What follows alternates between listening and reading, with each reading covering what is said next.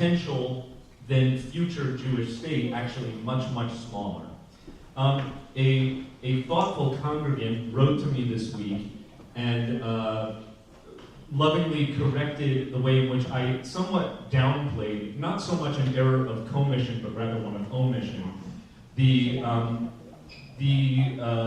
British mandatory governing doctrine, as well as its reinforcement through the League of Nations. So just reading a little bit here of material that I did not have that my friend Dave, our congregant, provided me. This actually comes from a couple of articles in the Mandate for Palestine. So this is the document that stipulated the way in which the British had committed to foster the development of a home for the Jewish people in the territory of Palestine. Article 2. The mandatory, meaning the British mandate, shall be responsible for placing the country under such political, administrative, and economic conditions as will secure the establishment of the Jewish national home, as laid down in the preamble, and the development of self-governing institutions, and also for the safeguarding of the civil and religious rights of all the inhabitants of Palestine, irrespective of race and religion. But again, actually a clearer declaration than perhaps I communicated to you last week of the declared British intention to establish a functioning home for the Jewish people in mandatory Palestine. Article 6. The administration of Palestine, while ensuring that the rights and position of other sections of the population are not prejudiced, shall facilitate Jewish immigration under suitable conditions, and shall encourage, in cooperation with the Jewish agency referred to in Article 4, close settlement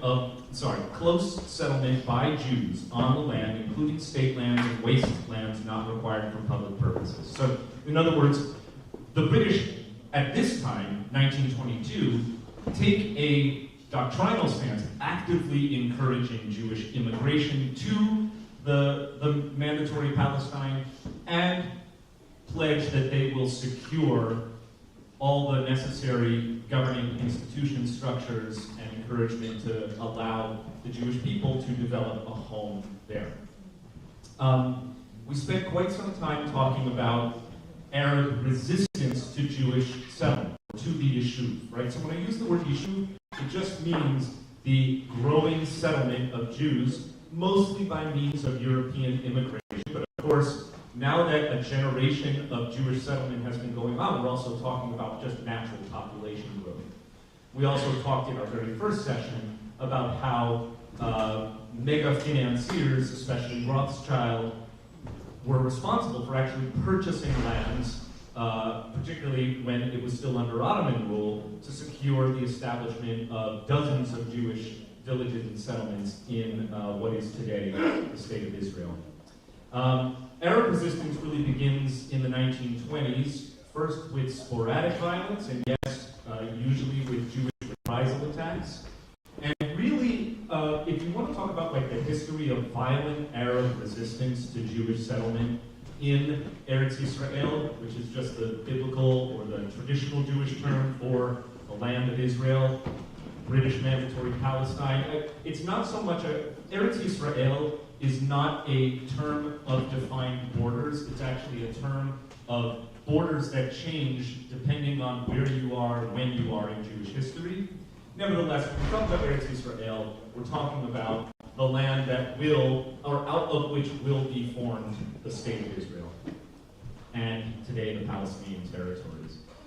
When you're talking about Arab violent resistance to Jewish settlement, to the Yishuv, many historians look to 1929 as the kind of real flashpoint date. That we talked about last week is where a massacre of Jews by the hundreds in Hebron took place.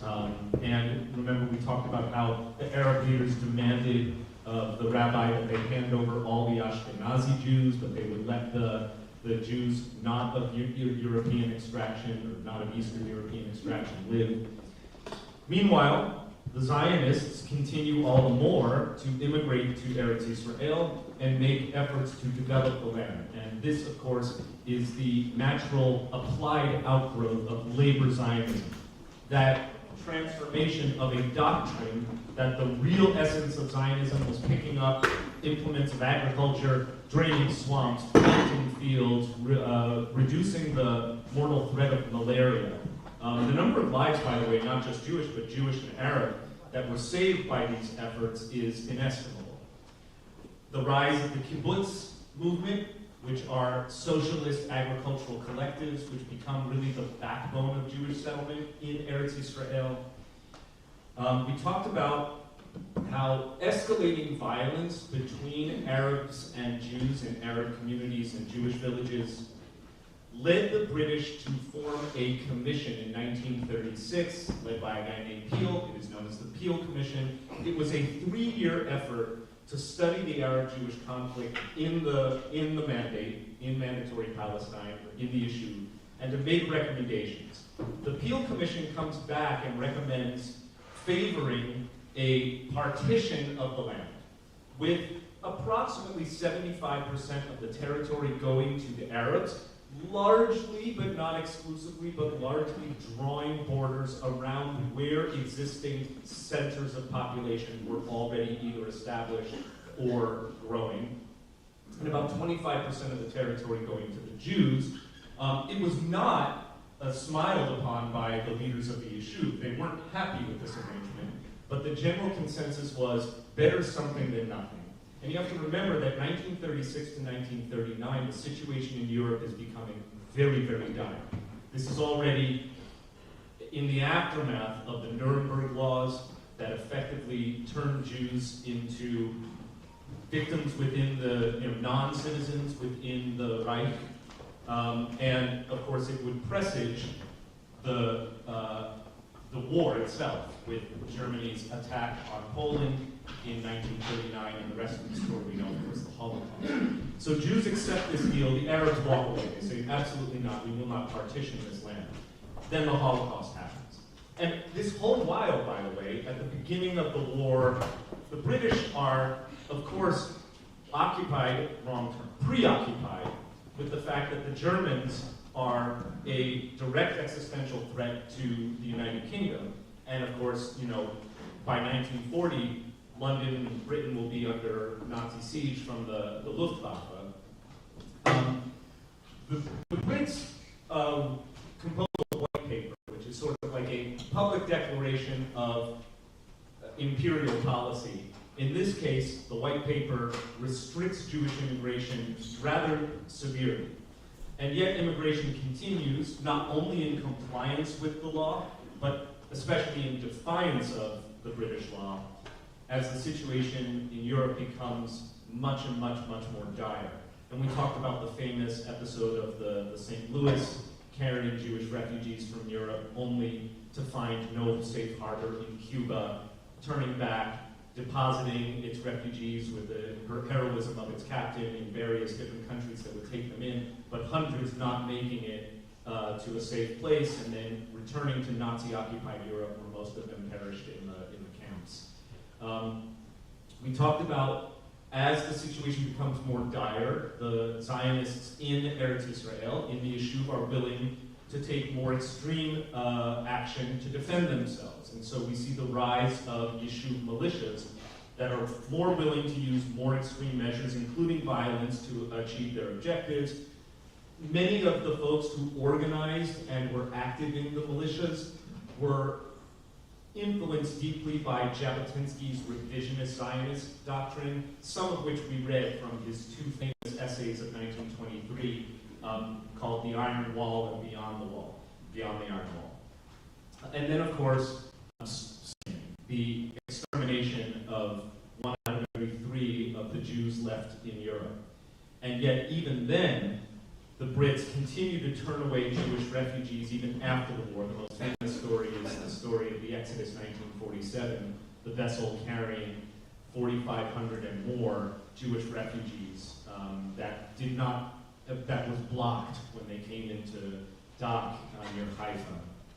Of course, the British, not to defend them, simply to state the facts, were actually getting it from both ends. They were experiencing great difficulty managing the population that they had consented to not just govern, but help facilitate an eventual home, particularly for the Jews, and trying to manage now the Arab situation as well by proposing partition, which is rejected. They have difficulty managing the Arab-Jewish violence against each other, as well as increasingly aggressive violence by Jewish militias and Arab attacks against British command patrols, installations, what have you.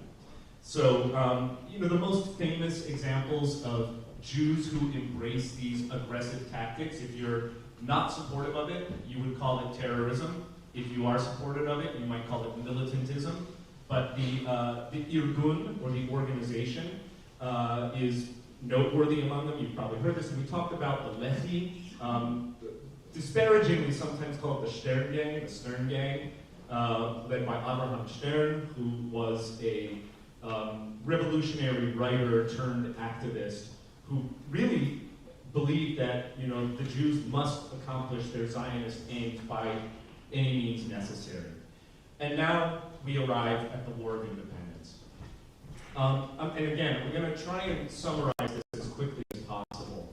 The War of Independence, which is known in Hebrew as Milchemet HaAtzmaut, we call it Israel's War of Independence.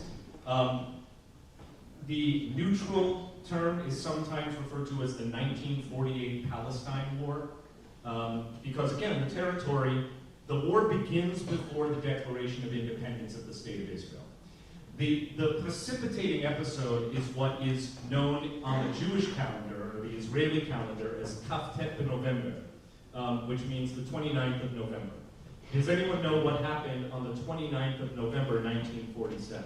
Really important date. Jim Glucksman. Partition. The UN partition. Well, it wasn't the UN partition. The UN actually, earlier that year, had proposed, I appreciate you mentioned, that was actually the last point in my recap notes. In 1947, the United Nations, which is now a body that succeeded the League of Nations, but was only around for 2 years. The UN is really a response to World War II and an attempt to reshape the global order. And the UN recommends partition, again in 1947 with another map. This one, by the way, slightly more favorable to the Jews, who were now representing a larger share of the population of the territory. At this point, the Arabs again reject the UN partition plan. The Jews, the leadership of the Yishuv, of the Zionist entity, says, yes, we'll take partition, but it is effectively scuttled because of Arab rejectionism. So Kaftet B'November is actually the day, the 29th of November 1947 is the day that the UN approved the mandate for the State of Israel. So yes, it is considered a very important day. And when the Arabs walk away from the table, effectively that marks their resolve to fight this with violence, to fight the idea of a Jewish state that was being authorized by the United Nations. So the war actually has 2 phases. There's a civil war that takes place in late 1947 into the spring of 1948. It begins the day after the UN voted to adopt the partition plan. So Jim, you had it exactly right, my bad. Which would have divided the territory into 2 sovereign states, one for the Jews, one for the Arabs, with Jerusalem being an international city under UN Resolution number 181. The phase of the war that we're talking about from the 30th of November until right at the time of Israeli independence in May of 1948 is sometimes called a civil war. It's not civil in the sense of Jew on Jew. It is a civil war in that it is fought mainly between Jewish militias and Palestinian Arab militias who have support from the wider Arab sphere of influence, the Arab Liberation Army and the surrounding Arab states. The first month of this war, so we're talking really about December of 1947, is incredibly costly, with nearly 1,000 lives of Jewish Zionists being killed. And it was clear at that point that this was not going to be an easy fight, it was going to be a long, bloody war. The war was really characterized by guerrilla warfare and what we would call terrorism, because again, it was not principally waged by standing armies. The belligerents, as they were ragtag bands of militias or terror groups. It escalates by the end of March 1948, where the Jews are able to regroup and go on the offensive and conclude most of their major campaigns against the Palestinian Arabs by fighting battles and establishing clear front lines. During this period, by the way, the Brits are very much still the ruling power in this part of the world. So the mandate, British Mandatory Palestine, is still the proper name for the territory. And they are presiding over this incredibly bloody, incredibly chaotic war. And they occasionally attempted to intervene in the violence, usually, taking it on the chin when they did. So the British also were getting bloody in the course of the War for Independence.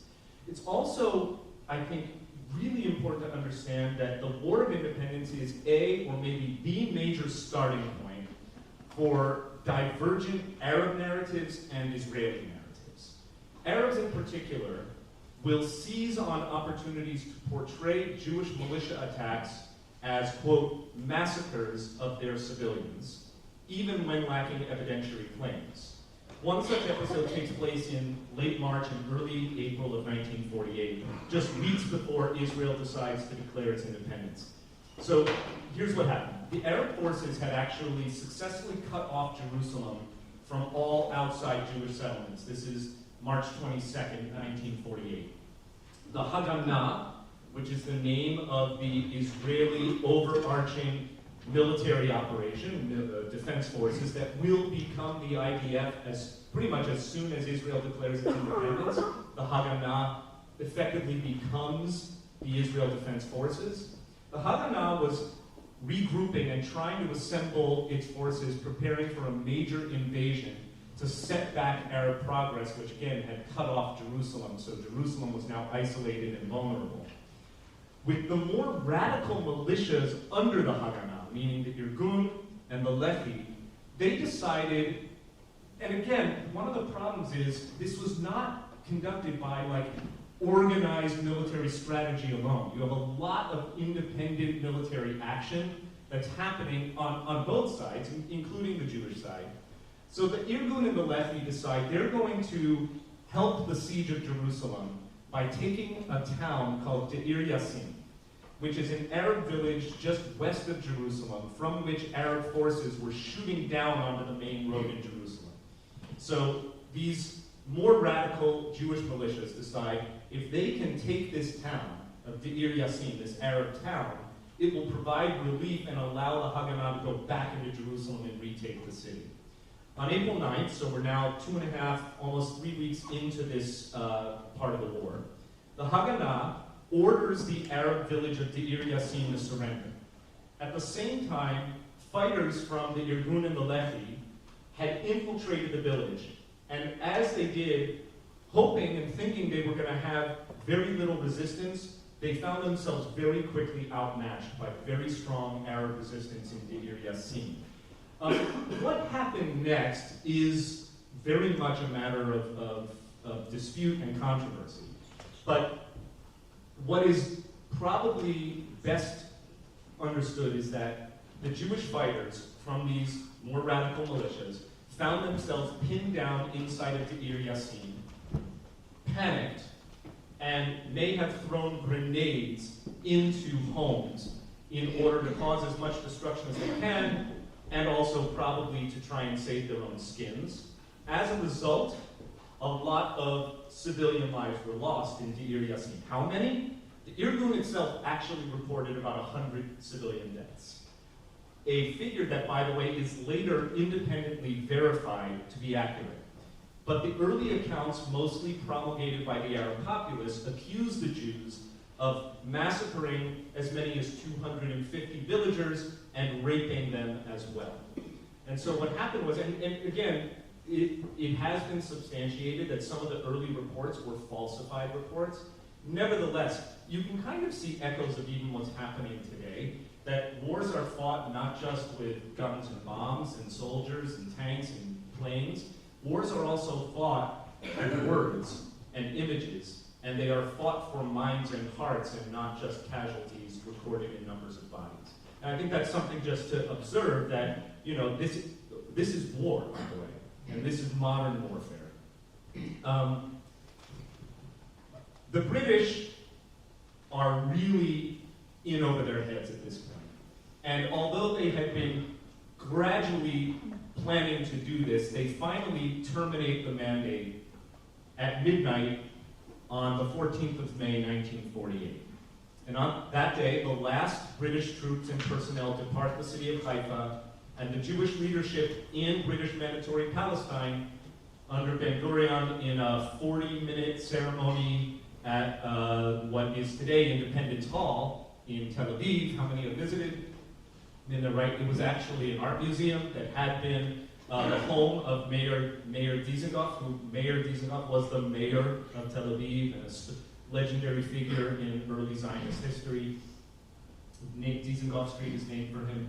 So in a short ceremony concluding with the singing of Hatikva, which had been the Zionist national anthem, Ben Gurion declares the state of Israel. If you were with us on the second day of Rosh Hashanah this year, we did kind of a deep dive into the actual text of the Declaration of the State of Israel, which is called in common parlance Megillat Yisrael. It's a Megillah, meaning a scroll, just like a sacred scroll of Esther or Ecclesiastes or any of the other traditional Jewish texts from the Tanakh.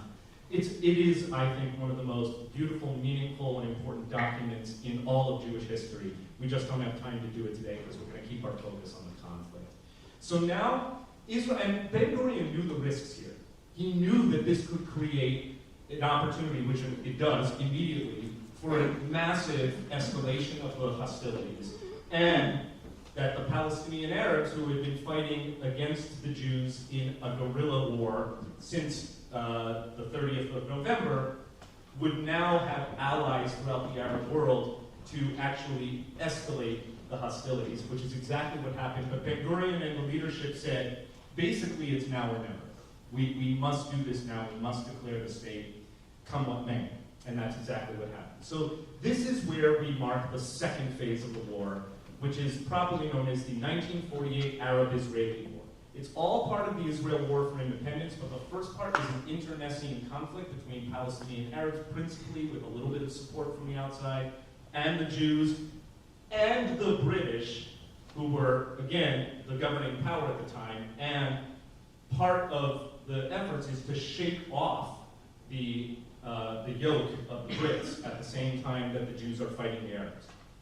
What happens immediately after independence is the Egyptians advance en masse on the southern coastal strip and were halted near Ashdod, which is not too far from Gaza. Simultaneously, the Jordanian Legion, the Jordanian Arab Legion, joined by Iraqi forces. The Iraqis and the Jordanians, those are adjacent states and often in league together. The Iraqis and the Jordanians capture the central highlands of what is, now Israel, but also what they thought of as Palestine. Syria and Lebanon, joining together, fought several skirmishes with Israeli forces in the north. Jewish militias, now organized collectively as the IDF, managed to halt all of the Arab forces over the course of several months, which saw fierce fighting back and forth between the IDF and the Arab armies, which, although there's kind of, gains and losses, the overall trend is that the Arab armies are slowly being pushed back. There are some critical moments in this war, and again, I only highlight these not because I want to emphasize that they are more important than any other parts of the war, but if you're looking at what we're seeing today and trying to make sense of why is this happening, why is the news what the news is, why are sympathies turned this way or that way, I think that episodes like this are helpful because they point to the way in which what I describe as the diverging Arab and Israeli narratives, the diverging Palestinian and Israeli narratives, are equally, if not more important than the body count in bloody conflict. So one of the most controversial moments, and again, please don't hear me as trying to emphasize that the controversies are what it's all about, but they are illuminating for understanding almost like the conflict from a psychosocial standpoint and not just a military history standpoint. One of the most controversial episodes happened in the then mostly Arab city of Lydda, L-Y-D-D-A, in the summer of 1948. The war is still raging. Jerusalem at this point, by the way, is barely hanging on by a thread. And Ben-Gurion is determined to open another road to the city, since the others had been cut off by Arab forces, in order to defend Jerusalem from the encroaching Jordanians, who, remember, had teamed up with the Iraqis. And so Ben-Gurion and his top military brass decide that it needs to capture the Arab town of Lida, which is, by the way, where Ben-Gurion Airport is today. Today it is called, in Hebrew, Lod. Lod, it's really right between, halfway between on the latitude, between Tel Aviv and Jerusalem. At the time, 20,000 or so Arabs were inhabiting the city, a population that had actually swelled when Arabs fled other towns during the fight. We'll talk about Arabs fleeing and other reasons for population displacement in a moment. So now it's July 1948. And on July 11th, during a battle for the city of Lida, the IDF takes over two important structures in Lida, the Great Mosque and the Church of St. George, and orders the population to those two buildings, to the point where both structures, both the mosque and the church, are overflowing with human beings. According to most accounts, the IDF then soon softened its order and allowed and actually ordered women and children to leave. A stalemate between IDF forces and Arab forces in the city continued, with lots of fire, including sniper fire, from local buildings shooting down onto IDF forces from another smaller mosque. The IDF receives an order from the top to put down the Arab fire, like end this conflict. And in the ensuing battle, it is believed that IDF forces fired an anti-tank grenade at the mosque directly, which caused many casualties. How many? We don't know. And to this day, historians, and when I say historians disagree, I don't just mean Jewish historians and Arab historians. I mean Israeli historians within Israel today disagree. You have a traditional Israeli history camp of historians, scholars, who believe that this was a legitimate act of war conducted in the interest of saving IDF soldiers from sniper fire and defending the city, and defending themselves so that they could take the city. Revisionist Israeli historians have taken a much more sharply critical look at this and other episodes. And again, these debates rage today. You might think of them as left and right. The more liberal historians in Israel have gone so far as to call what happened in Lida a massacre.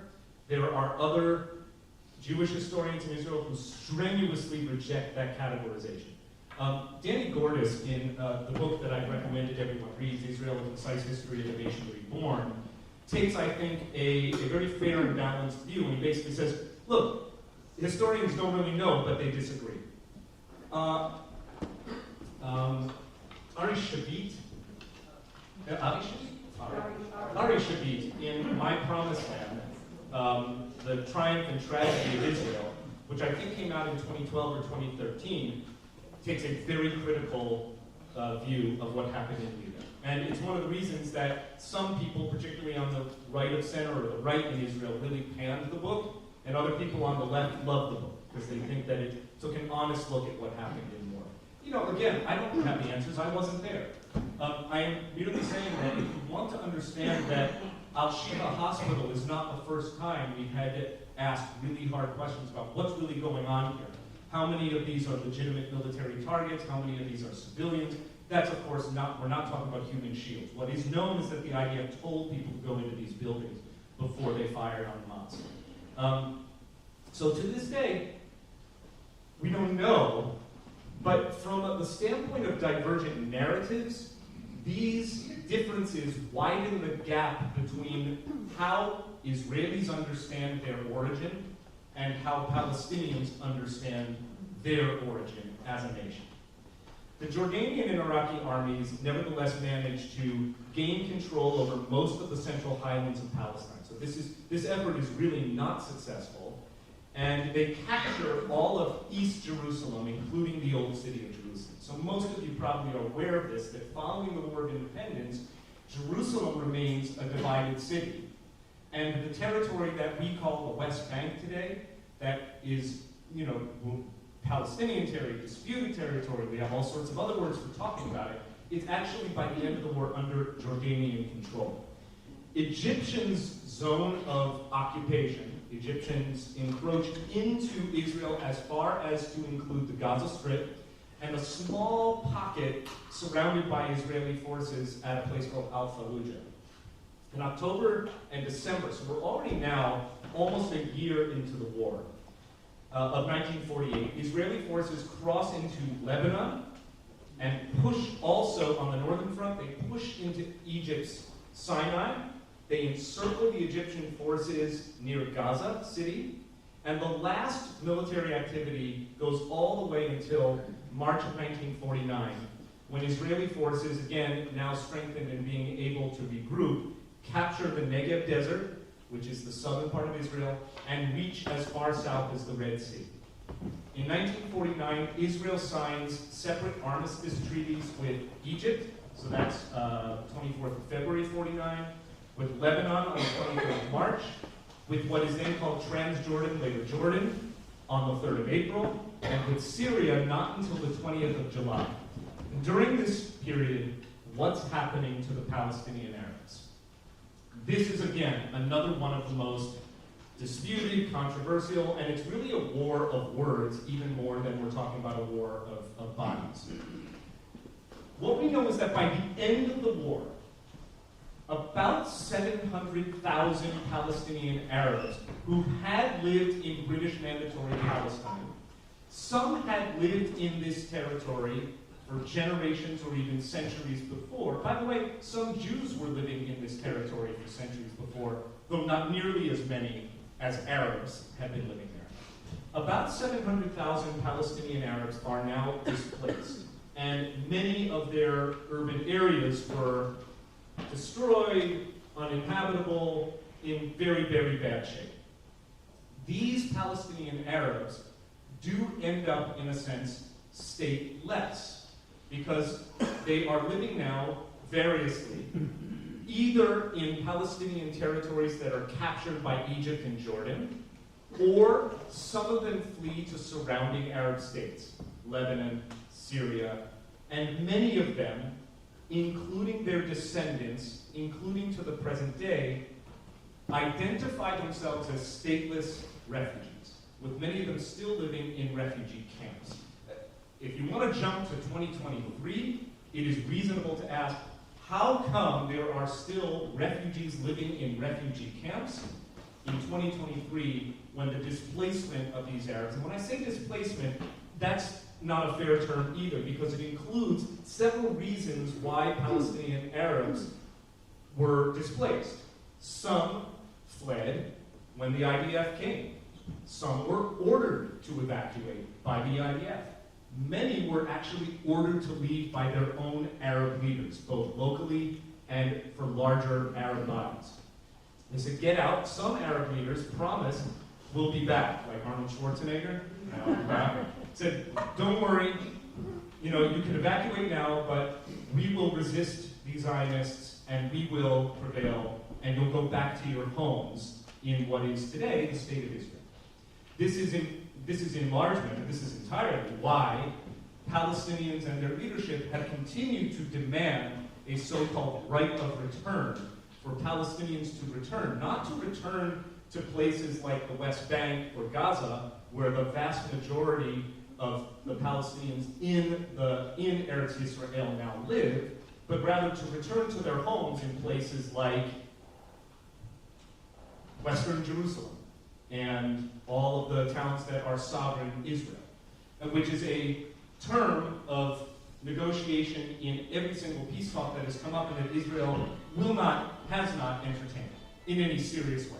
A serious Palestinian right of return to sovereign Israel, from simply a demographic standpoint, would cut entirely against the Jewish character of the world's only Jewish state. That's a logical argument that Israel has made. Nevertheless, this has been one of the grinding friction points in the conflict that has never been resolved.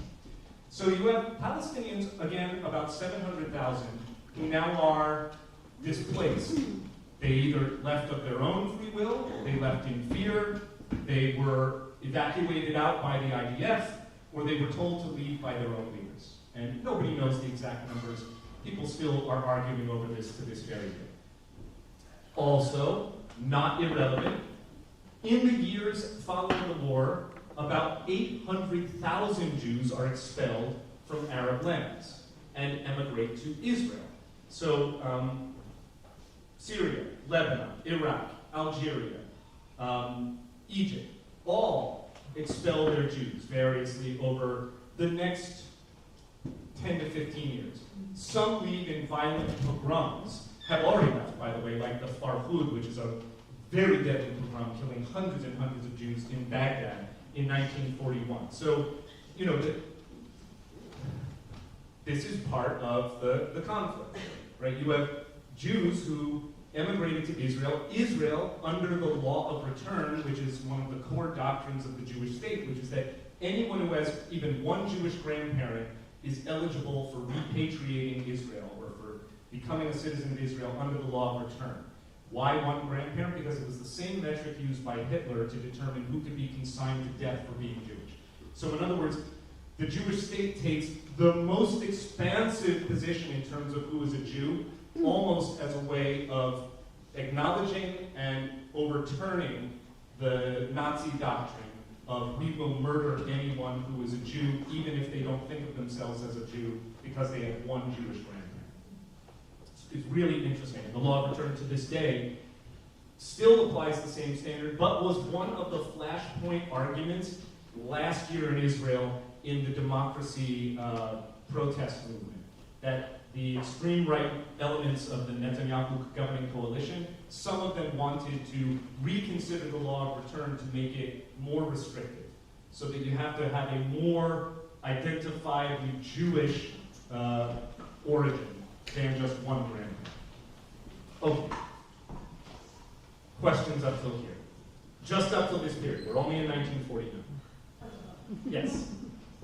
Obviously, we're focused on Israel, but I was wondering if you could shed some light on the other Arab nations that were under British control. For instance, Jordan wasn't there for hundreds of thousands of years. It was created in 1946. Right. In fact, the leadership of Jordan, the Hashemite kingdom, is from Saudi Arabia. Exactly. So, yeah, it's a puppet state. It's a minority that was installed basically to govern in Jordan. I mean, when we hear the whole two-state solution, not to get ahead of ourselves, many will argue that is the other Palestinian state, because it's 78% Palestinian by ethnicity. Right. Ethnically, Jordanians are largely, about 3/4 Palestinian. That's where they come from. And remember that Jordan actually is the ruling power in what today is the West Bank, which includes half of Jerusalem, includes all of East Jerusalem, from the time the war ends in 1949 until the 1967 war, the Six-Day War. I don't know enough to comment with authority on the stories of all of these different countries, but if you know a little bit about their history, the 1940s and the 1950s were a time of great upheaval in countries that had been colonized by European empires. Britain, France, Portugal, etc. You see this throughout the Middle East, Africa, and Asia. And so if you want to watch one movie that's incredible, I think it was, I don't know when it was made, probably in the 60s, but there's a movie called The Battle of Algiers. It is one of the most riveting films you will ever watch. It's awesome. It's a fiction, but it's historical fiction. It is just searing story of Algerians uprising against the French colonial power. So I don't know enough. You know the British had to let go of India in 1947, and Britain gives up lots of territory during this period, but I don't know exactly when the Hashemites are installed. Was it, you said 46? I believe Jordan was created in 46, I think, That sounds right to me, but trust but verify, so we'll check. Thank you. Yeah, Don. As an observation, we have this brand new country populated by what I would presume are relatively few younger people available able to fight because many of the immigrants were coming from Europe, and I presume were much older than the bulk of the population was.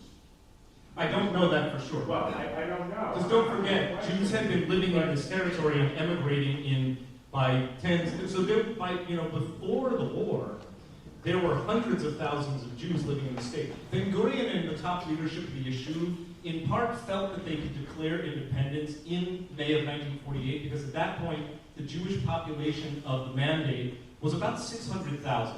Barely enough on most metrics to create a viable state with viable infrastructure. So I don't know enough about the demography to verify or discount that comment. For a country to survive, they need, particularly if they're conducting a war, they have to have financing, they have to have the ability to amass the armaments that they need to conduct the war, and it sounds as though there really wasn't very much time to get this whole operation together. But that's for sure.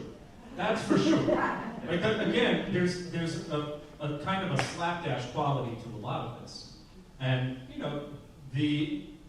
the fact that Israel was able to prevail over all of these forces arrayed against them, mightier than they, is a true modern Hanukkah story. Right? And we're going to see that with our Hanukkah lights almost ready to be lit on the lawn behind us. Okay, I'm going to continue, and we'll take a few more as we go, but I'm really mindful of my objectives versus time.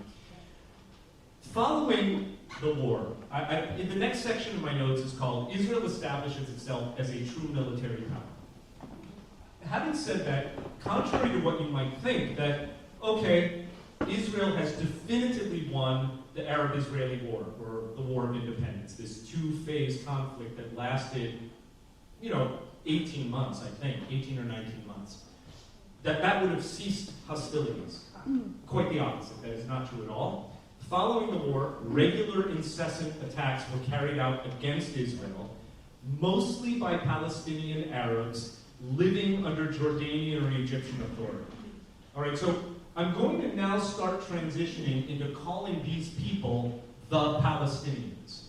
All right, what I mean are the Palestinian Arabs who had been living under British Mandatory Palestine, many if not most, tracing their roots to the Ottoman period, which was centuries long in some cases, and their descendants, now mostly living in what is Jordanian or Egyptian authority. Many Palestinians are now sneaking over the border to carry out unprovoked attacks on Israeli villages, Israeli towns, Israeli civilians, Israeli targets, right? And military targets as well. Pretty much from the moment the war ends, one of the most atrocious attacks is still taught in Israeli schools. Everyone knows about it. It was the murder of an entire Israeli family by Palestinian Arabs who infiltrated Israel in 1953.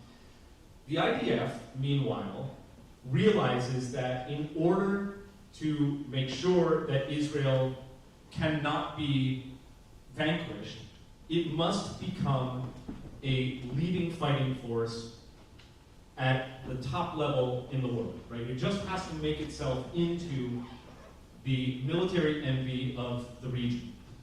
And so the IDF, again, formerly the Haganah, creates an elite unit of fighters called Unit 101. Many of these fighters are volunteers, not conscripts. Choice volunteers who are in peak physical condition and ready for the mental challenges of serving in unbelievable circumstances. Many had served in the elite unit of the Haganah before independence, which was known as the Palmach. Some of these terms may be familiar to you. And they operate under the command of a young Israeli military commander named Ariel Sharon, which may be a name you've heard. In 1953, Unit 101 carries out a reprisal attack for the murder of this family, surnamed Kanias. So the Kanias family, which had been murdered entirely by Palestinian infiltrators, raided the West Bank village of Kibbutz and killed as many as 50 or 60 villagers. These reprisal attacks by the IDF, by their elite forces, were intentionally brutal. in order to send a message that the IDF was not going to tolerate attacks on its civilians. And the biggest proponent of very, very strong reprisal attacks by the IDF is the chief of command, a fellow you know, think about the eye patch, Moshe Dayan. This reprisal attack leads to widespread condemnation of Israel, even from America. And by the way, this is the same year that an organization of American Jewish activists form a coalition in order to make sure that Israel's allyship with the United States remains strong. That's AIPAC. AIPAC does not really become an influential player until the 1970s, by the way. And I think that by people who are opponents of Israel, opponents of AIPAC, is often portrayed in a very negative light. It's actually just a small, grassrootsy political action group that gains in strength over the decades. But in part, it was because the U.S. support for Israel was not guaranteed. It is true that Truman was the first to recognize Israel after the UN's partition plan was, sent out on the 29th of November. America said yes, right? We were the first yes vote. Truman had to be pushed into that kicking and screaming. He really didn't want much to do with Israel after World War II. But his buddy Eddie Jacobson basically twisted his arm and said, "You've got to meet this guy. His name is Chaim Weizmann." And he was basically the chief spokesperson, statesman for Israel at the time. So in order to shore up American support, AIPAC is formed. But Ben-Gurion, nevertheless, is totally unmoved by the fact that everyone condemns these reprisal attacks. And the IDF develops a reputation for being a formidable foe. Okay. 1952. A new pharaoh, so I'm thinking of the line from the book of Exodus, a new king arose over Egypt who did not know Joseph. In this case, a coup led by Colonel Gamal Abdel Nasser, so a military coup led by Nasser, ousts the monarch of Egypt, King Farouk. Nasser comes to power and decides that he is going to restore Egypt to its ancient glory. Remember, Egypt was beaten and badly humiliated in the 1948 war, 1948-1949 war. He promotes a message that not only is he going to restore Egypt to its former glory, he's going to unite Arabs from all over the Arab world. And he decides that as the linchpin of his strategy to build a high dam in Aswan on the Nile, which was going to allow Egypt to attain economic prosperity and independence from the rest of the larger spheres of influence by the Soviets and the US, Britain, France, etc. He actually appeals to the Soviets to help fund the project, in addition to receiving funding from the West. So he was taking it from wherever he could get it. By approaching the Soviets, it was interpreted that this was an act of belligerence by Western Europe and by the US. So Britain, France, the US don't like this at all, because remember, it's the Cold War now, right? It's the start of the Cold War. He also starts massively rearming his country, having been defeated by Israel in 1948-49. Again, with Soviet assistance, though, it was through the puppet state of what was then Czechoslovakia. So the Czechoslovakians were giving arms to Egypt, but it was really just under the direction of the USSR. The US decides it's withdrawing support for this dam project. It wants nothing to do with it. It's not going to collaborate with the Soviets. So in order to fund the dam, Nasser comes up with this bold new strategy. In 1956, in the summer, he announces, to everyone's astonishment, he's going to nationalize the Suez Canal, which had been a major international waterway for almost 100 years since its opening in 1969. This, of course, enrages the West, Britain and France in particular, who were using this for their shipping corridors. It also alarms Israel, which now begins to see Egypt as, yet again, an imminent threat, only 7 years after the conclusion of the last war. Secretly, at the same time, Israel had been meeting for the better part of the year with the French to discuss the Egyptian threat and agreed by October 1956 that Israel was going to launch an attack against Nasser's forces in an attempt to try to reach the Suez Canal in a single day, at which point the British and French would call on both countries to cease all hostilities, and demand that Egypt open the canal to international shipping. The whole thing was a ruse, by the way. And what else is Israel doing with France at this time? Does anyone know? Planes. Yes, right. They're rearming with their air force, and The ingredients of Dimona. right, they are preparing a secret nuclear reactor in Dimona in the Negev, in the southern part of Israel. We'll get to that in a minute. On October 29th, 1956, again, just 8 years shy 1 month after the start of the War of Independence, Israeli forces move en masse into the Sinai Desert, which is Egyptian. Paratroopers under the command, again, of Ariel Sharon, make their way toward the Suez Canal, and they overtake 3 Egyptian military bases in a single day, October 30th. That same day, Britain, according as per its promise, issues their public ultimatum. Remember, they had secretly organized this with Israel. We're going to condemn this and insist that Egypt open the canal to international shipping and withdraw and stop hostilities. Egypt refuses and keeps control of the canal, and therefore the Israelis refuse to stop advancing. So Israelis keep marching toward the Suez. The next day, British and French fighter jets bomb Egyptian airfields. They never put boots on the ground in this war. This is the Sinai War at this point, 1956. The Israelis still refusing to back down. They refused to retreat from the Sinai. They had captured the entire Sinai Desert in less than 100 hours, which astounded the world at the time. You have to understand that this was the first time since the War of Independence where it really was this very ragtag, as Don said, this kind of like, hastily assembled forces fighting this war. All of a sudden, 8 years later, they have a world-class elite military. Israel, understandably, doesn't want to withdraw from the Sinai, even after capturing most of the important Egyptian military targets, because it is afraid that the Sinai and Gaza could be used as launching grounds for new attacks against Israel. Again, presaging some of the things we're thinking about today. Israel asks the U.S. to guarantee safe retreat of its forces back to Israel and to guarantee Israel's freedom to act in self-defense in the future. And that's how Israel is able to make a safe exit from this belligerence. And in return for being so strong and so proactive, Israel gains a decade of quiet in its willingness to stand up to Nasser. So this is really important for understanding. You can't really understand one next war without understanding the one that came before. Most of us are much more familiar with what happened in 67 and 73. You can't understand 73 without understanding 67. You can't understand 67 without understanding 56. You can't understand 56 without understanding the War of Independence. It's all connected.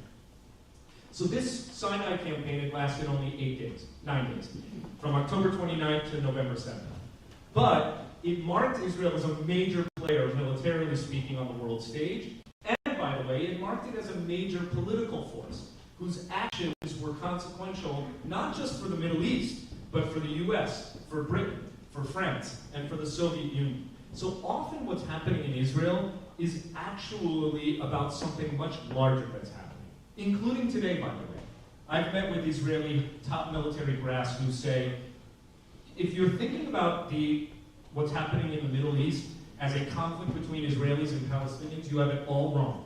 The actual conflict is between Sunni Arabs in the Arabian Peninsula, the Saudis, and Shia Arabs, the Shiites, represented by Iran.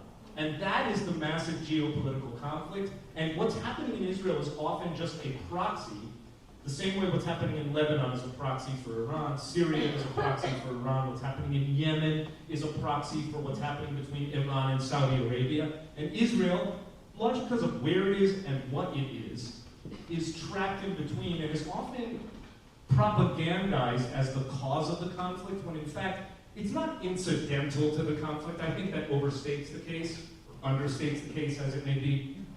But it is not actually the root of the conflict happening in the Arab Middle East. It is part of it, but it makes a very convenient message, a narrative, a propaganda point, to blame the Jewish state for all the violence and problems in the Middle East. Right? The Israeli-Palestinian conflict is being fanned by the Arab Middle East as part of the larger conflict between Shia and Sunni spheres of influence. I'm going to skip to 1967. By 1967, once again, tensions had been building up in the region for some time. I'll just sort of quickly go down things that had happened in the decade. So Nasser, remember, is forced to stand down. Israel has demonstrated itself as a force to monkey with.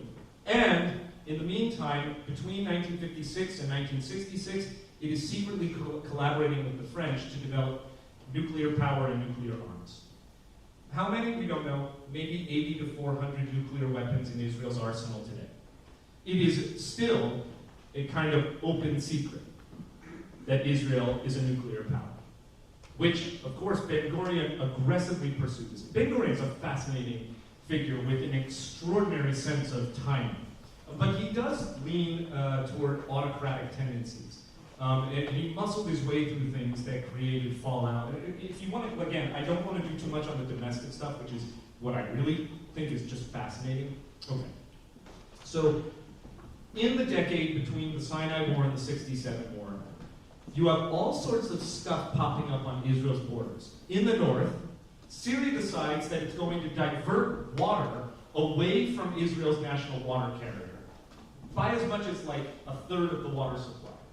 And Israel says this will be an act of war. Syria is unmoved by that and continues to do it. And so what you have is in the north, in the Golan, Syria is firing on Israeli villages, and Israelis are firing on the equipment that the Syrians are using, the heavy earth-moving equipment, in order to build their waterway and divert essential resources away from Israel. Meanwhile, because this is happening, so you've got all of this skirmishing in the Golan, the Soviet Union decides to send out a lot of propaganda that, without evidence, that Israel is moving troops into the north. The US, by the way, speaks up and says, no, they're not. Absolutely total lie. But the point is that now, you see what's happening in Israel, in the Middle East, is actually about what's happening between the US and the Soviet Union during the Cold War. Meanwhile, Nasser hasn't gone anywhere, and he's becoming increasingly belligerent. And by May 15, 1967, on the day that Israelis were celebrating their 19th year of independence, Nasser publicly makes a speech where he says, "The time has come to prepare for the final battle in Palestine." What was this? Why was he choosing now? Why was he choosing this message? Was it just about restoring Arab pride? Many think so.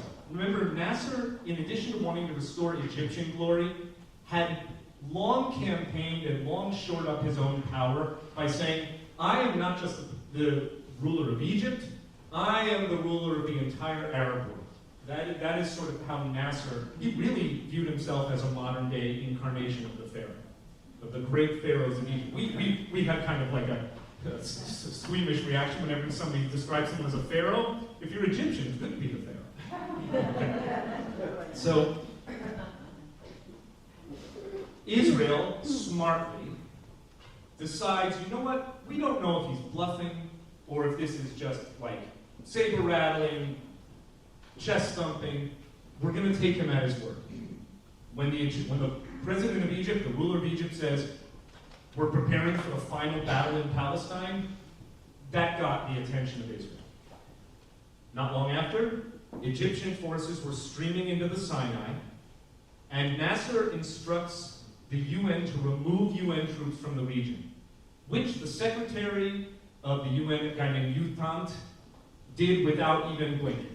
He didn't even inform the General Assembly. He's like, okay, I guess we'll go. So now, the Sinai has Egypt closing in on Israel's southern border. Egypt is approaching the southern border, and the UN peacekeeping forces are all gone. On May 26th, just 11 days later, Nasser again gives a speech where he says, we are going to destroy Israel. Protests erupt throughout the Arab world. What were the protesters saying? Death to the Jews. Right? He was getting the entire Arab world riled up against Israel. Meanwhile, Israel was on this kind of like throw everything at the wall diplomatic effort across the world with its number one statesman, incredible guy named Abba Eban. I don't know if you've ever heard of it, just one of the most eloquent and compelling, charismatic figures in all of history, including Israeli history.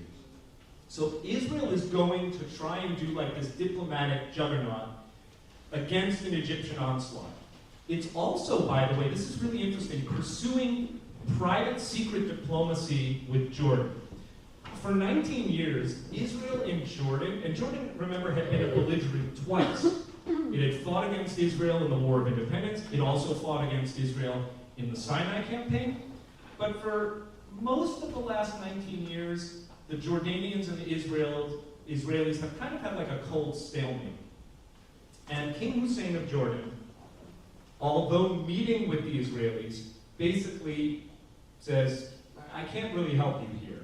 Because he had already accepted an invitation to go to Cairo with Nasser, and he felt extremely pressured by Nasser to join the war.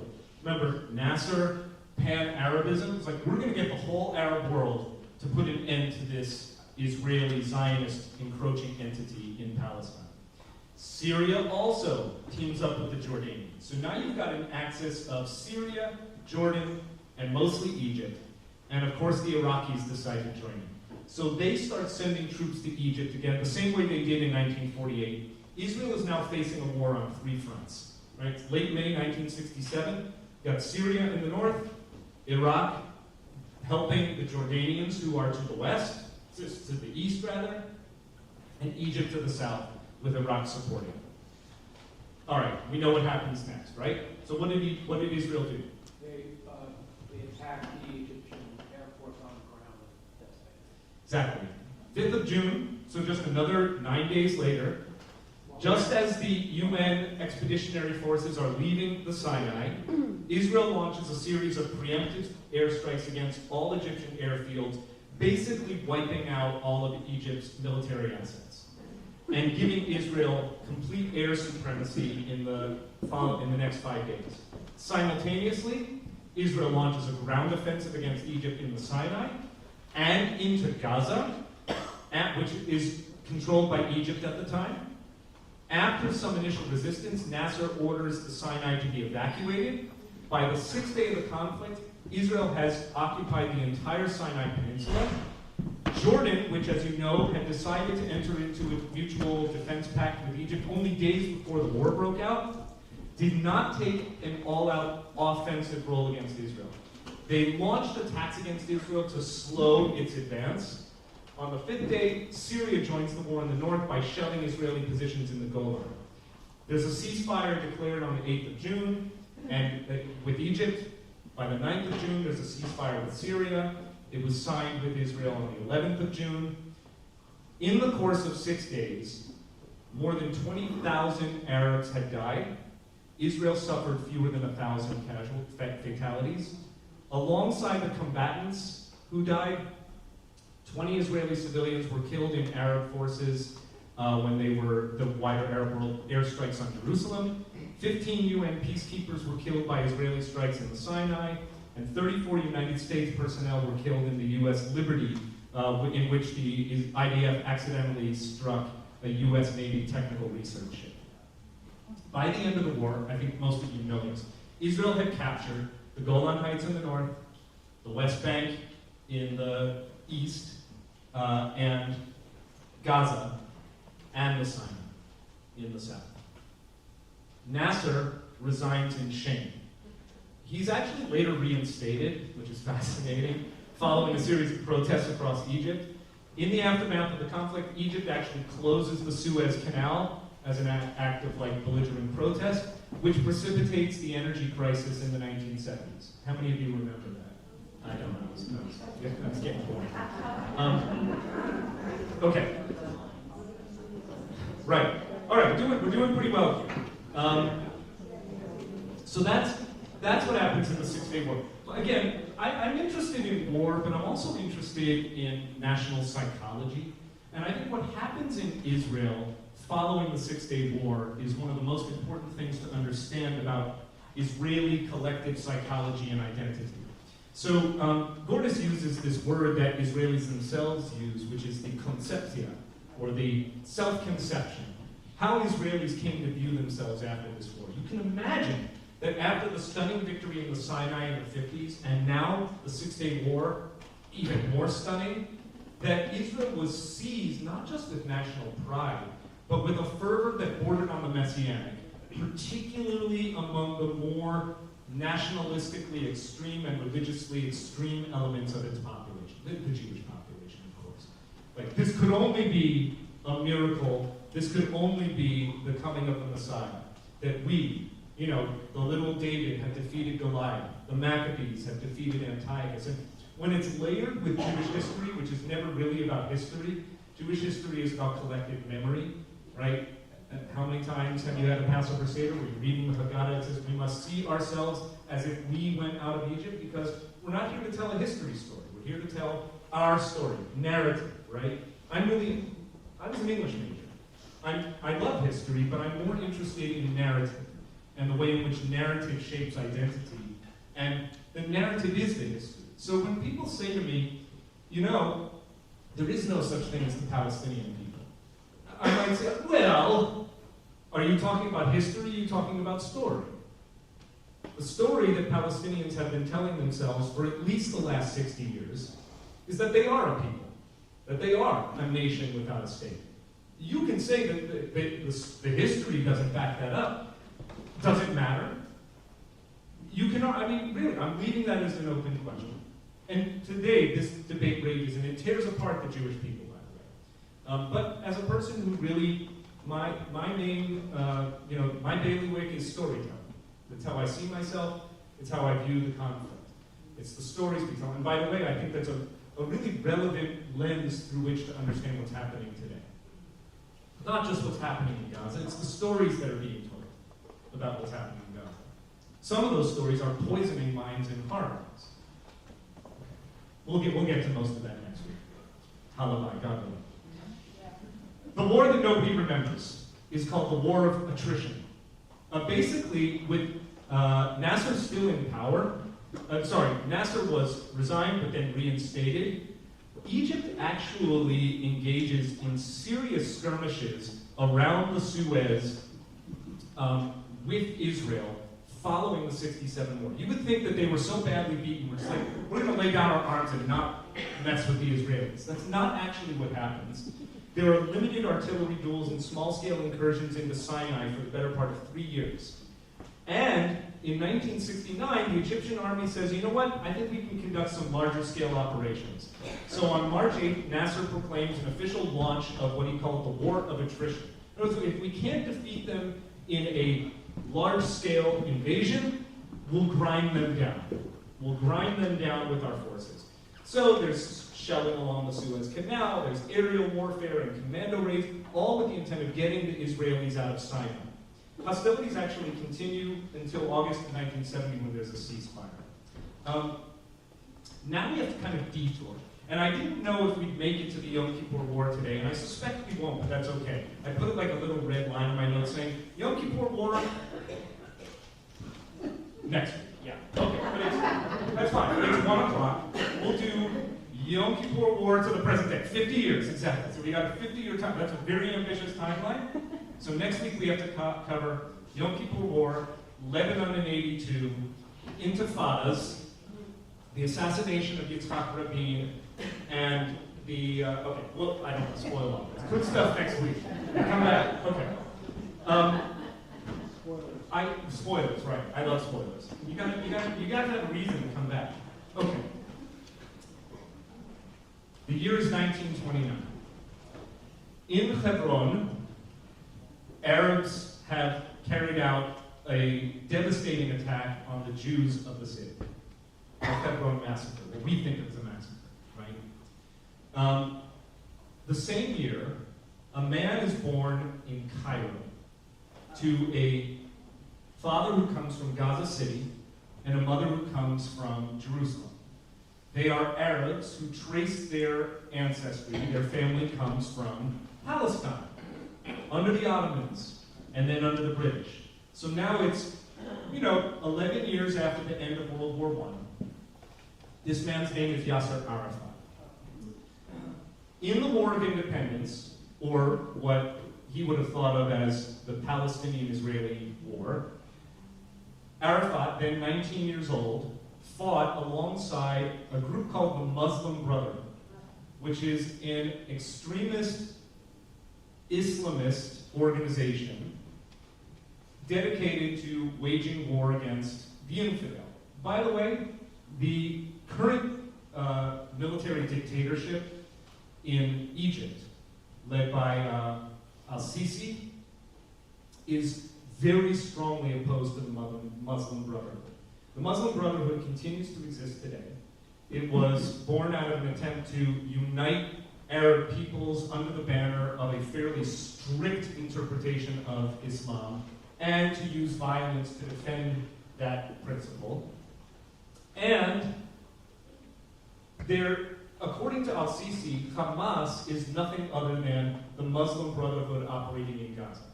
Right? So the Muslim Brotherhood is rightly categorized in the same bucket of different militias and organizations that all subscribe to highly overlapping Islamist doctrines, violent jihadist doctrines, that include names with which we are now very familiar through painful experience, including Al-Qaeda and ISIS and Boko Haram in Africa, the Al-Shabaab in Somalia, all violent Islamist organizations. So Arafat, with the Muslim Brotherhood, fights the Israelis.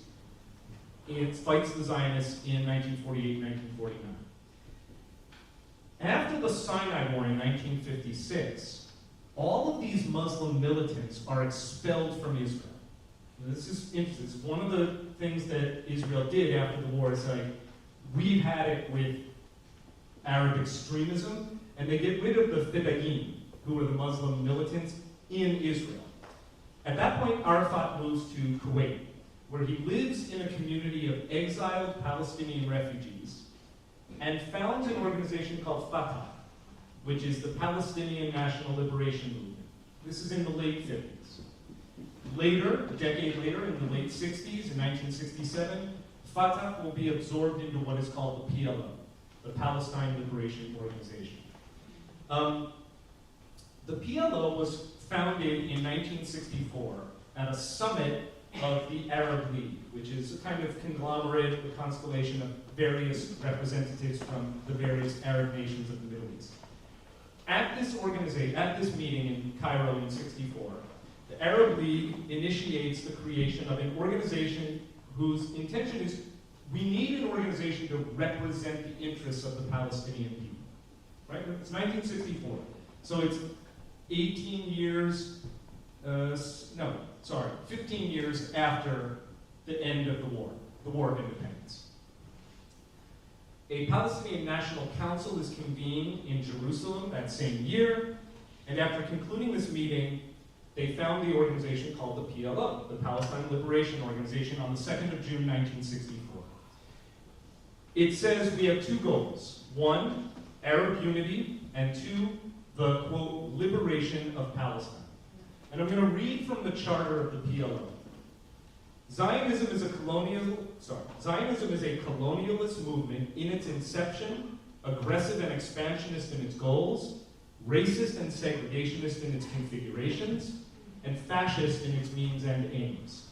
Israel in this capacity, as the spearhead of this destructive movement and the pillar for colonialism, is a permanent source of tension and turmoil in the Middle East in particular, and to the international community in general.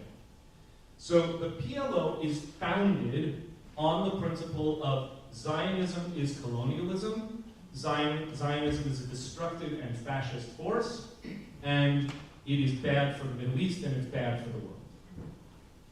And by the way, combine that with its two stated objectives, which are to, quote, liberate the Palestinian people, as well as to generate Arab unity.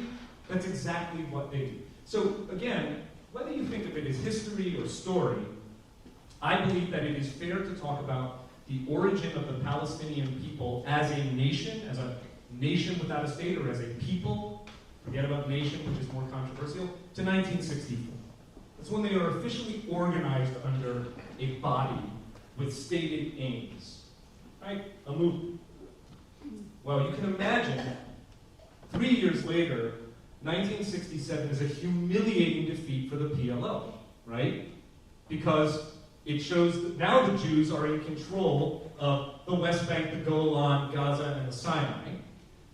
The Palestinians are now living as this entity that sees itself as a people with national aspirations, but they're living in areas that are controlled variously by Israel in the West Bank, formerly Jordanian. So yes, are they Palestinian or are they Jordanian? Well, Jordan had been governing the West Bank since the War of Independence. Now Israel is in charge. Aggravating tensions. At the same time, the swift and unthinkable victory of Israel brings about a nationalistic fervor in the Jewish state that, as I said before, borders on the Messianic, at least in some quarters of the Jewish state. The story of an organization called Gush Emunim illustrates what's happening in Israel. It is not a majority of Israelis who support Gush Emunim, but the fact that Gush Emunim can happen post-67 is a sign of the times. So Gush Emunim, which means the Bloc of the Faithful, BLOC, is a nationalist, mostly Orthodox Jewish organization, a movement committed to establishing Jewish settlement in the reclaimed, that's what they would say, Jewish lands of Judea and Samaria and the Gaza Strip. Again, believing that when Israel prevailed in the War of 67, it didn't occupy a foreign nation. It won back lands that at least a significant part of the Israeli population believed were rightly Israeli to begin with. Differing narratives here. They decide that the way we can really make sure that these claims are permanentized, made permanent, is by putting people in these territories. And so they promote a movement of Jewish settlement into the West Bank, the Gaza Strip, and the Golan Heights. And while not formally established as an organization, actually until after the Yom Kippur War, Gush Emunim is a movement that really is gaining steam post-67. For those followers of this movement specifically, they were motivated by a distinctly religious point of view. They really believe that according to the Torah, God wants the Jewish people to live in the land of Israel, in all of the land of Israel, and that the fact that we had returned these lands or let Jordan govern them following the War of Independence was an aberration in Jewish history. Again, the problem, I think, is that the ideology is highly mismatched with the demography. The ideology is that Jews should be living here because it is ours. The demography, unfortunately, is that the number of Palestinian Arabs who are going to become increasingly committed to violence and terror as a means of resistance, I'm not saying it's legitimate resistance, I'm saying their movement will embrace these tactics. They vastly outnumber the number of Jews in these territories, and even today, there are probably the better part of 500,000 Jewish settlers living in the West Bank, but we're talking that that's about a quarter of the number of Palestinians who are living in the West Bank. So the problem with the settlement movement is I would describe it as a demographic problem. It is also an ideological problem, but it's mostly a political problem for Israel. And it's a security problem, because Israel today sees no way to withdraw from the West Bank, and Israel has ample evidence that every time it tries to evacuate Jewish settlers from territories, which they did in Gaza in 2005, it doesn't actually tamp down violence from the Palestinians, it amplifies it. And the story goes, at least the Israeli story goes, that every time we do this, the Palestinians interpret this, the Arab world interprets it as weakness, and therefore sees an opportunity to assert itself even more strongly and violently. So this is like the Gordian knot of the territories. We'll talk a lot more about it next week. In sum, and I wrote this, I mean, a lot of these notes, I wrote all my notes, but they're pulled from various sources. Thordis is my primary source, but a lot of others, and there's some great stuff you can watch online. But this is what I wrote in my notes. In sum, it is fair to say that the Six-Day War fuels both the rise of Jewish nationalism and the ideologically motivated Jewish settlement movement, which is made more complicated by the ongoing Israeli presence in the West Bank and Gaza, amid what is now a supermajority of Palestinian Arabs. We're going to focus on the West Bank again. Gaza is more, I think Gaza is actually much easier to talk about. We got out of Gaza. Gaza, when anyone talks about Gaza as occupied, is you can push back immediately and say, no, hasn't been for 18 years. There are no, and by the way, occupied is a problematic term. What do you do with, I mean, the Palestinians see themselves as a nation. They see themselves as a nation, but they are a nation without a state. And Israel, occupation is when a sovereign power uses its military or other means to go into another sovereign nation and stay there and take its land. So there's no doubt in my mind that what happened in February of 22 and previously in Crimea was the occupation of Ukraine by Russian forces, right? If we accept that Ukraine is a sovereign democratic nation and that Russia is a sovereign nation, not democratic. That's very different from achieving territorial gain in war and then just not having means to give all of it back. We're going to talk next time after we talk about the Yom Kippur War about Israel's serious efforts in diplomacy with Egypt to create the most durable peace in the entire region, a peace that has now lasted for the better part of 45 years between Egypt and Israel, where they jointly administer the blockades on Gaza, by the way, because it's in both countries' interest to do so. But in order to do that, the territorial compromise was give back the Sinai, which Israel did. We'll talk about all that next week. So I believe that Israel has significant problems on their hand. That I want to make sure that the language is so combustible, right? Using these words elicits strong feeling, and they're loaded, and that's just a word that I think we can talk about. We can talk about what occupation means. We can also talk about what occupation doesn't mean. I don't think it's a word that we can't talk about. When anyone comes to me, though, and says, settler colonialist, apartheid, white supremacist, stop. Just stop. Thank you for repeating the Palestinian talking points. Okay, I'm going to finish my notes. So what I wrote was, at the same time that the Six-Day War is fueling the rise of Jewish nationalism and the settlement movement, not among all. By the way, the settlement movement has always had detractors and supporters in Israel. And I would say a majority of Israelis are either very mixed or not supportive of the settlement movement. The problem is it's a movement that's been going on for 55 years, 56 years. 56 years.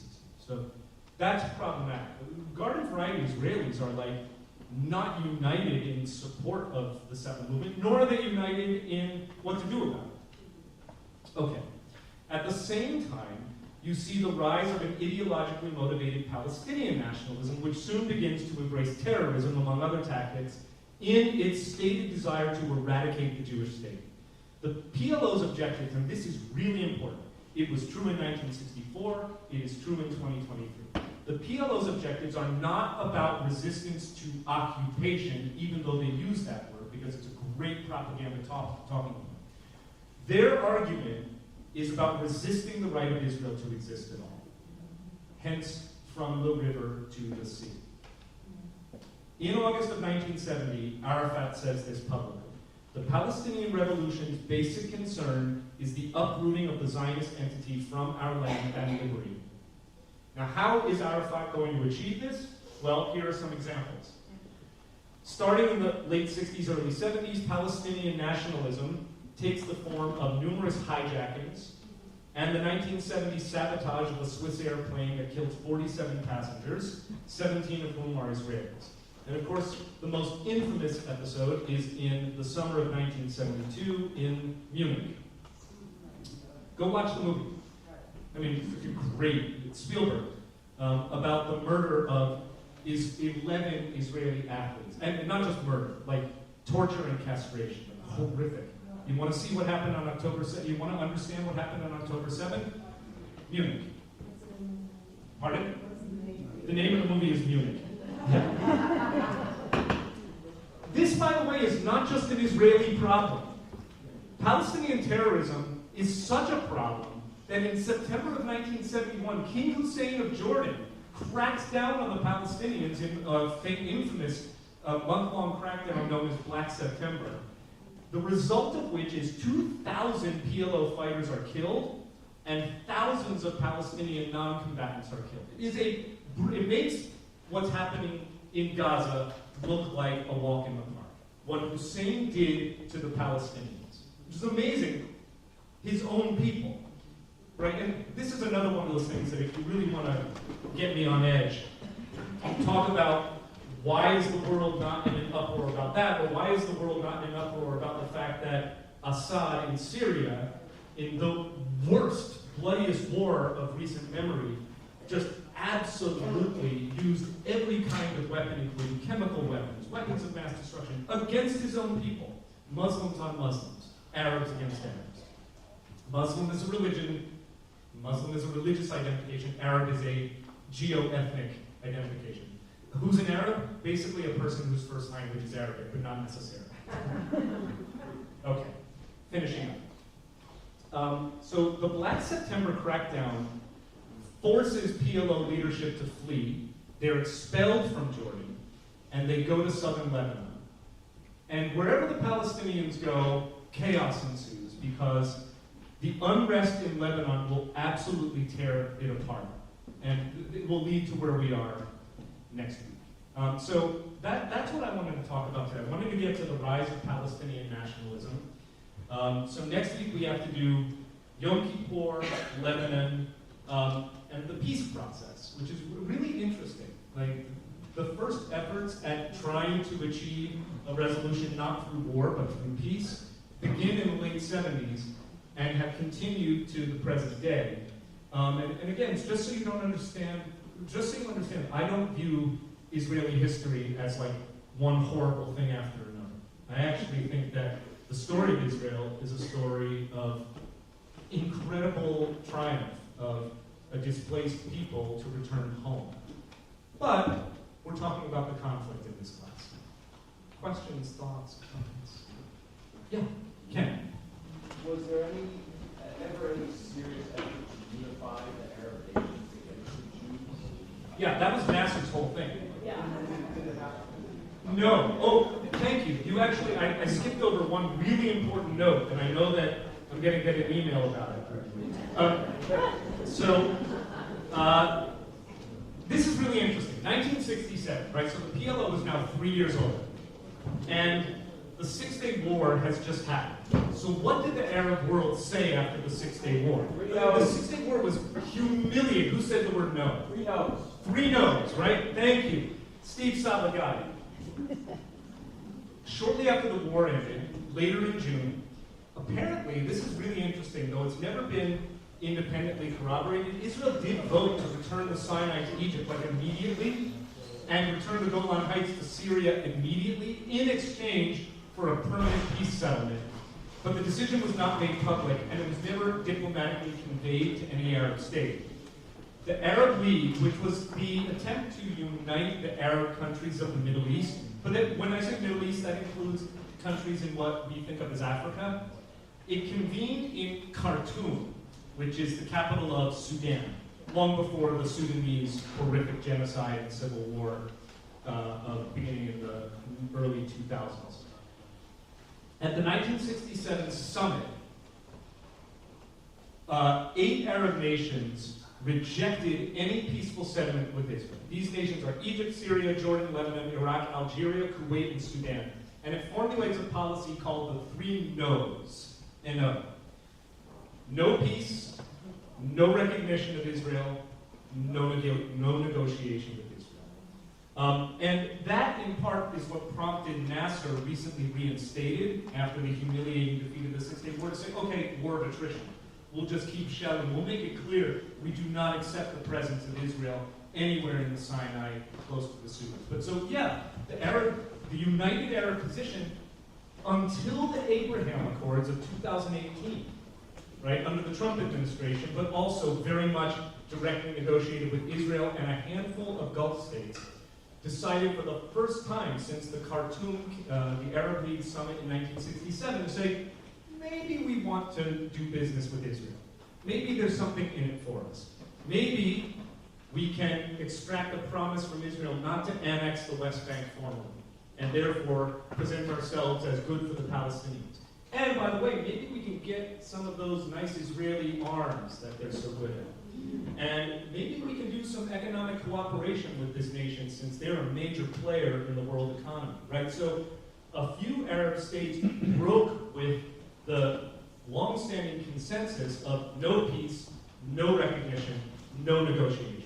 That started in 2018. It's one of the reasons I'm a huge proponent of the Abraham Accords, because I think that international cooperation in a global society is the most viable pathway to a more peaceful and stable Middle East and world order. What do I know about it? I'm just a teacher of Torah. Any other questions, thoughts? Yeah, Lenny. Do you think that the creation of the state of Israel gave the Arab nations a sort of legitimate reason to eradicate Jews? Do I think that the establishment of the state of Israel gave the Arab nations a sort of legitimate reason to get rid of Jews? Oh, in their mind it did. Or I don't think so. I mean, I don't know if I'm phrasing it right. You have the Arab nations, you have the Jews, okay? And there's no real reason not to, whatever his reason was to eradicate. The Arabs didn't, but now there's a state oh of Israel. no, absolutely, absolutely. The Arab narrative, the Palestinian narrative, which has been embraced by most of the Arab world, again, the defectors are the states that have signed on to the Abraham Accords, including the UAE, the Emirates, Bahrain, another small Gulf state, but very, very rich in petrodollars, Morocco and Sudan. All decided to recognize Israel.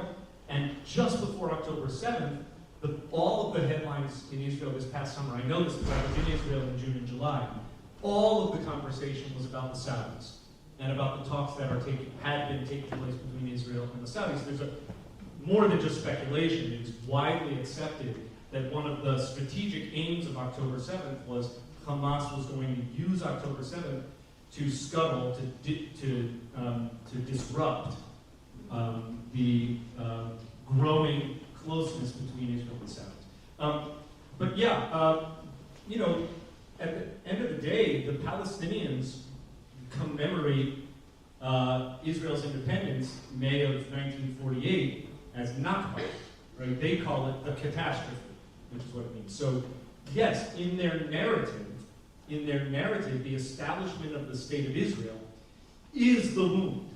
It is the reason for Palestinian resistance. And that's why I really have come to believe that despite all of the talking points that all the Palestinians want is an end to quote-unquote occupation, where if you accept that at face value, that means a return to the 1967 borders. And all of the peace arrangements that we're going to talk about next time have been premised on a loosely accepted set of common understandings, that Israel would withdraw from most of the West Bank, Jerusalem would be, in a way, shared, internationalized, some way of recognizing that it's also the capital of the Palestinian future state, as well as the Jewish state, cessation of hostilities, recognition of mutual recognition, all of those things. And one of the sticking points is this so-called Palestinian right of return. Let's leave that off the table for now. But the problem is, I believe that both Palestinian leadership, but especially the Palestinian street, and absolutely Hamas and the Gaza Street, the street meaning the public opinion, is that when they talk about ending the occupation, they're not talking about 1967. They're talking about 1948. And that to me is like, again, you want to talk about narratives that don't line up? For us, 1967 is where we entered lands that are then and today predominantly of Palestinian population. And Israel, when I say we, Israel took over, won them in a war, and has not given them back for really good reasons. By the way, I mean, we've seen this. Thank God we didn't give back the Golan prior to the Syrian civil war, among many, many, many other reasons. Mostly security. And by the way, I don't think it's because Israel wants its military in the West Bank. Israel definitely does not want its military in the West Bank, but it doesn't have a good solution to this problem. Because Palestinians have not shown themselves willing to accept terms that actually address 1967. They even just listen to what Sinwar, the representative of Hamas, the leader of Hamas, I think speaking from a nice hotel in Qatar.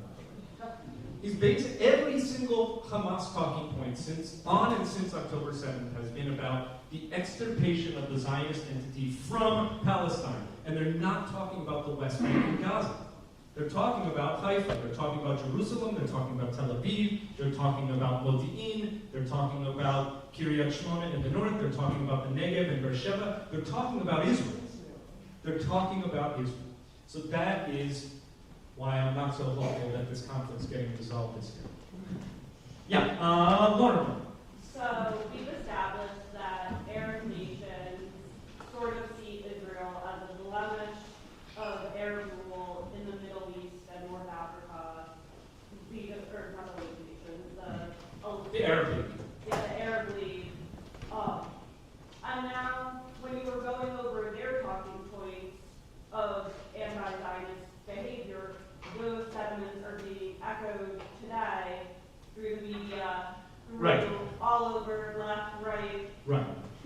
Right. And we're going to talk about this next time. Because in the kind of arsenal of Palestinian tactics in their so-called liberation movement, I mean, one of the reasons that Israel has right to be circumspect about working with the Palestinians is their embrace of terror, their rejection of the legitimacy of the Jewish state, their unwillingness to withdraw from their claim to the right of return.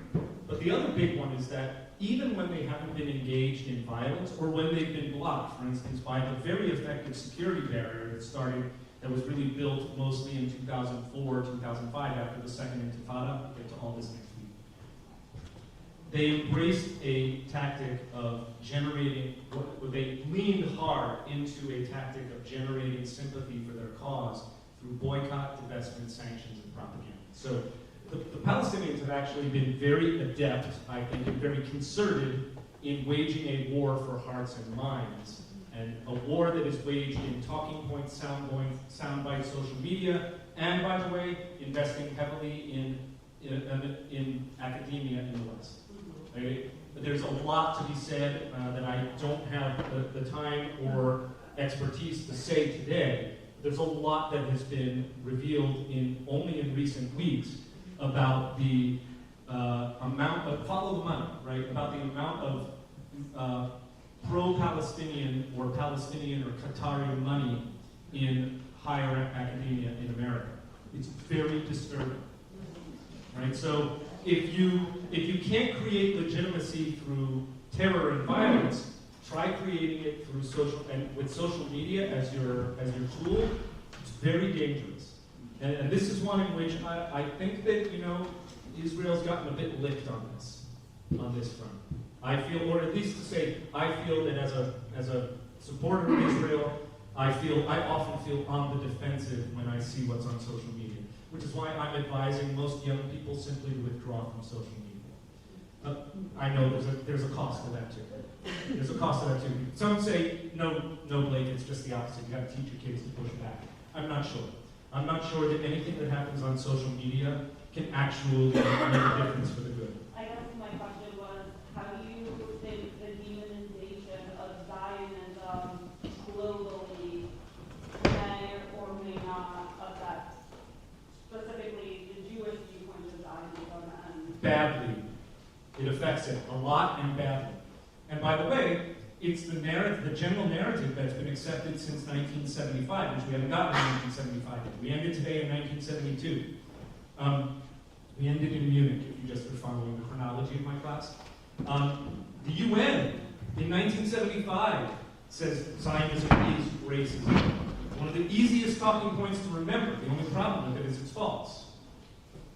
We'll get to that. But it is a reason that, by the way, particularly among the left, particularly among the the community that adopts intersectionality as its kind of overarching ideology, which states that basically it makes an overly simplified equation between virtue and powerlessness, that the less power you have, the more your cause is just, and the more your tactics are justified, which I think is a moral stain on that doctrine, on that ideology. It's hugely problematic. And by that measure, then nothing America ever does or can do can be virtuous because we have power, right? And because a lot of that power was accumulated through blood and treasure on the backs of indigenous populations and enslaved Africans. So, in intersectional theory, America is stained from the beginning. Right? And then you get into critical race theory and all sorts of other problems. But I have to go. Have a great week. Happy Hanukkah. See you on Thursday.